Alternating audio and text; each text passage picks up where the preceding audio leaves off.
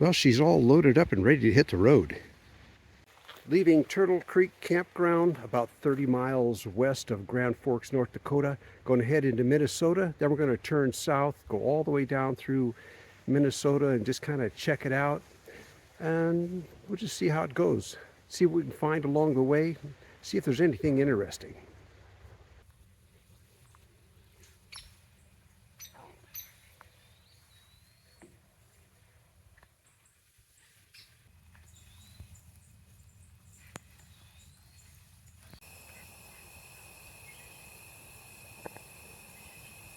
Man, it's a really beautiful morning. This is the first time I've spoken.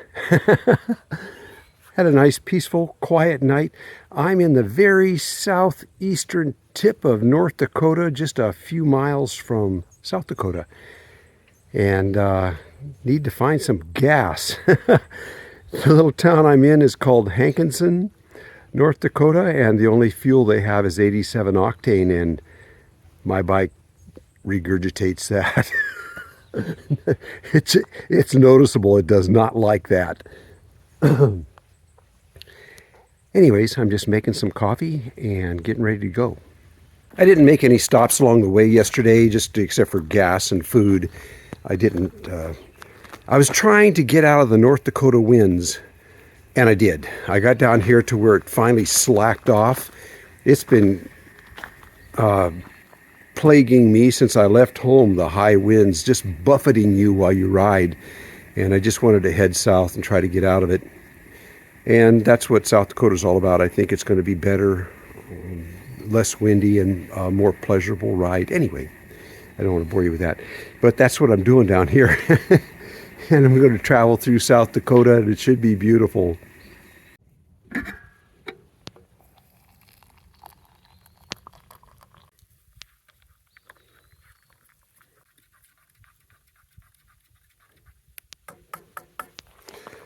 Fancy coffee stir.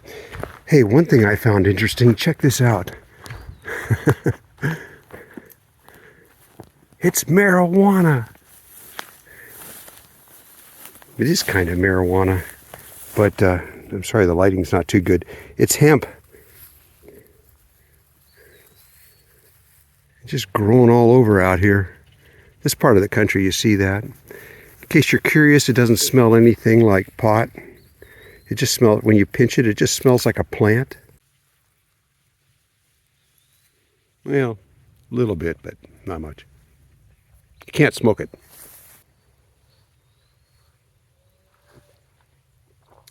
Yeah, that tastes pretty good for Folger's vanilla latte. It's not bad. It'll do. Well, the place I'm staying, this is a National Forest campground near Hankinson, North Dakota. And with my senior citizens pass, golden age pass, whatever they call it, it's just $5 a night. And the campsites are absolutely beautiful. Just beautiful. They're all like this.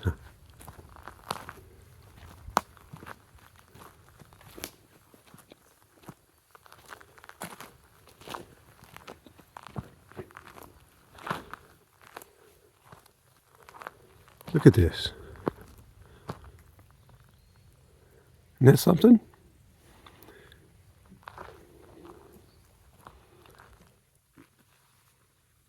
Yeah, very pretty place. I think I'm the only one here. Well, the big thing I got to deal with today is this broken tent pole here. It's just split, and I got to try to find something to patch it up so it'll last the rest of this trip.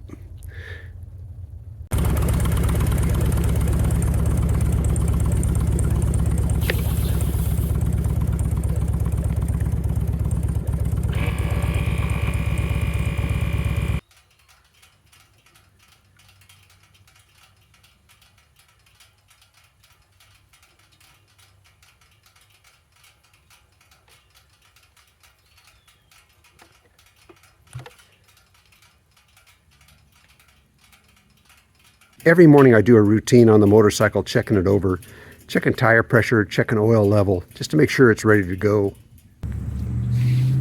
Well, my clutch adjustment is pretty darn loose here, so I got to take a minute and see if I can adjust it, causing me to, well, it's just way out of whack, so this should only take a minute. Famous last words. No, I should be able to get it done here, get back on the highway. I can see why it's out of adjustment. The lock nut here is loose. So, let's see what happens. Okay. That ought to do it. It'd be a lot better. It's funny how when things go out of adjustment gradually, you don't notice it. I do carry a pretty good toolkit. Enough to get me by anyway. Sockets and Torx bits and all the things that the Harley requires.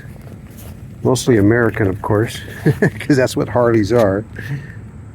As in not metric. Well, tonight I ended up on Sioux reservation land, so there's no camping, but I did find this nice little cabin here for a very reasonable price. It's just a bunkhouse is what it is. Bunks on the right, table, little refrigerator, microwave, and bunks in the back here. And then the bathroom is really nice, but it's not attached. It's that door there on the left, but it's a large bathroom and shower, very clean, plenty of towels and everything. So it'll do for the evening. So I rode past a field of sunflowers, but they all had their backs turned to me. How rude. One thing I've discovered, if you pull into a town and you go to the gas station, pull up to the pump, and all they have is 87 octane, every other gas station in that town only has 87 octane. Like I mentioned earlier, I need 91 in the bike. So that made it so that every town I pulled into, even if I had only used a gallon of gas, I would pull in to see if they had 91 octane, and if they did, I'd fill up. So I made so many gas stops today, it wasn't funny. But I kept 91 in the tank. Yeah, if I put 87 in the tank of that bike, it's really noticeable and makes a big difference. I did that one time. I'll never do that again. But anyhow, that was my discovery, and I thought I'd share it. Well, I think I found a temporary fix for this broken tent pole to get me home. So what I have is some 1/4-inch dowel and some fiber reinforced strapping tape. This stuff is really tough, I know that. And I thought I'd take 3 of these and just kind of splint them around this area and just see if it'll get me by for the next couple nights. See how it works out. Will it work? We're going to find out. Well, I managed to get a pretty early start this morning. Had a decent night's sleep. Not perfect, but is all right. This is north central South Dakota. I'm all out here on the highway all by myself. Very little traffic. The only traffic I've seen is deer and antelope. Sorry I haven't been recording any scenes while I'm riding down the highway, but I'm doing it all on my phone. So that's not possible to do that. And I wasn't even going to record any of this trip, except for that on this channel over the years, so many of you have become my friends, and I just feel the need to talk to you. So Linda says, don't do any work, don't do any videoing or anything like that, just go out and enjoy yourself. But I enjoy talking to y'all, so that's why I made that last video of this trip, and this one is for that. So it's a little rough, I call it organic because it's all done on my phone, but it's all right, ain't it? Anyways, I'm going to get down the highway. I'm looking for a cup of coffee and a tank of gas. Well, I got back yesterday. She's all covered in bugs, but she ran beautifully the whole time I was gone. I had a wonderful trip. First of all, the tent pole worked. It got me by till I got back. Threw that in the dumpster and ordered 2 new ones for the tent. So yeah, it got me by. That was great. I was afraid I wasn't going to have a tent to sleep in. Hey, when I got back, I pulled up in the driveway. Linda stepped out on the porch to greet me, and I suddenly felt like I had been gone for a month instead of 6 days. And it took several hours for me to shake that feeling like I'd been gone for a long time. I got to thinking about why that might be, because I really felt that way. And it occurred to me that of all the bikers that I ran into on the trip, I'd pull into a gas station and invariably somebody on a Harley would swing in or something. We'd always get to talking. Sometimes there'd be one of us, sometimes two of us, sometimes three of us. And they didn't talk about where they had been, what they had seen, what restaurants they had eaten in. They talked about the miles. And when I thought about that after I got home, I thought about the fact that when you're riding the bike, all you think about is the curve up ahead, or where you're going to get gas. What are you going to eat when you get there? Where are you going to stay that night? What's the weather like and how beautiful the ride is? You only think about the minute the whole time you're out there. So for 6 days, I was living entirely in the minute. And when I got back, it seemed like I'd been gone a month. So yeah, riding motorcycles, it's not about the destination. It's about the miles.